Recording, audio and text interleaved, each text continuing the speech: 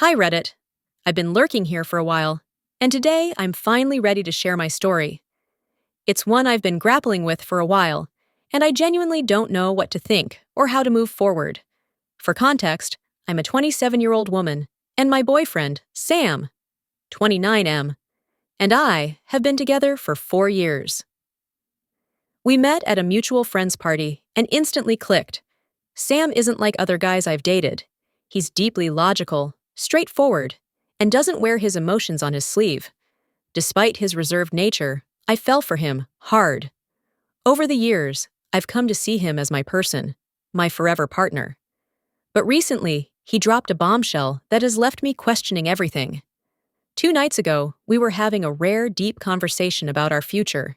It started innocently enough, talking about our plans for the next few months, places we wanted to visit, and career goals. Then, out of nowhere, Sam sighed and said, "I've been thinking about us a lot. I love you, but I don't see myself marrying you." I froze. My heart felt like it stopped mid-beat. "What do you mean?" I asked, my voice trembling. He went on to explain, "It's not you. You're amazing, and there's nothing about you that doesn't check my boxes. But I've never had that, hell yeah, I want to marry her feeling." His words felt like a dagger. I've poured so much of myself into this relationship, believing we were building towards something, a life together, a future. And now, he's telling me he doesn't see me as his forever person? Sam clarified that he still loves me and wants to be with me, for now. He's not ready to end things immediately, but he doesn't want to renew our lease when it's up in 6 months.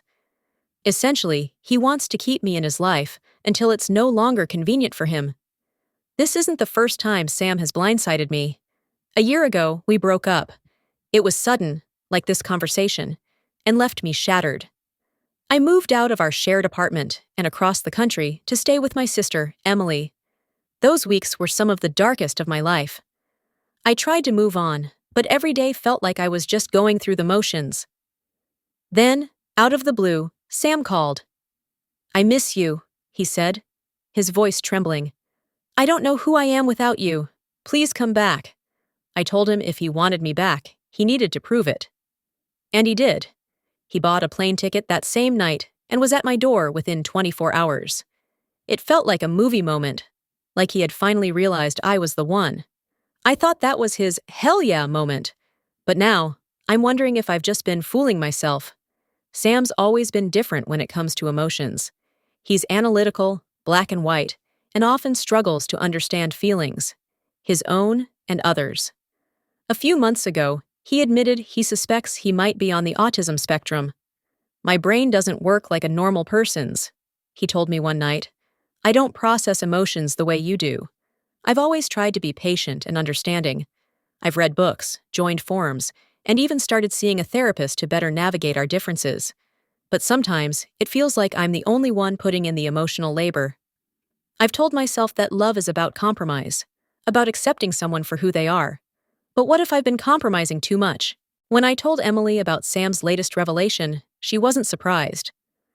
"I've been trying to tell you this for years," she said. "Sam's not your forever person. He's comfortable, and you've made it easy for him to stay comfortable. But do you really want to be someone's placeholder?" Her words stung because deep down, I've had the same fear. Am I just filling a gap until Sam finds someone who gives him that grand, giant feeling he's looking for? Last month, I attended a friend's wedding.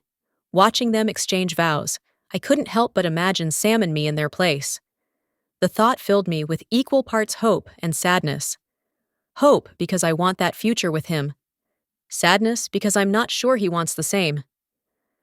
Later that night, when I told Sam about the wedding, he seemed detached. "Marriage isn't everything," he said. "Why can't we just be happy with what we have?" But are we happy? Or am I just settling because I'm too scared to let go? Last night, things came to a head. I confronted Sam in the kitchen. "Do you really see a future with me, or am I just a placeholder until someone better comes along?" He looked at me, his face unreadable. "I don't know," he admitted. "I'm scared of making the wrong choice." "And what about me?" I asked, my voice breaking.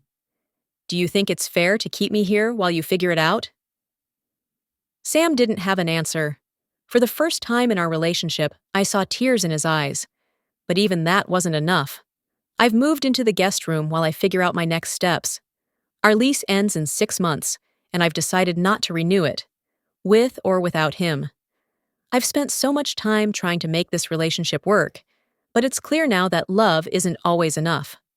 Sometimes you have to choose yourself. Sam and I still talk, and part of me hopes he'll have a change of heart, but I'm also preparing for the possibility that he won't. Either way, I'm done putting my life on hold for someone who doesn't see me as their forever person. Thanks for listening, Reddit. Writing this out has been cathartic, and I'd love to hear your thoughts. Have any of you been in a similar situation? How did you move forward?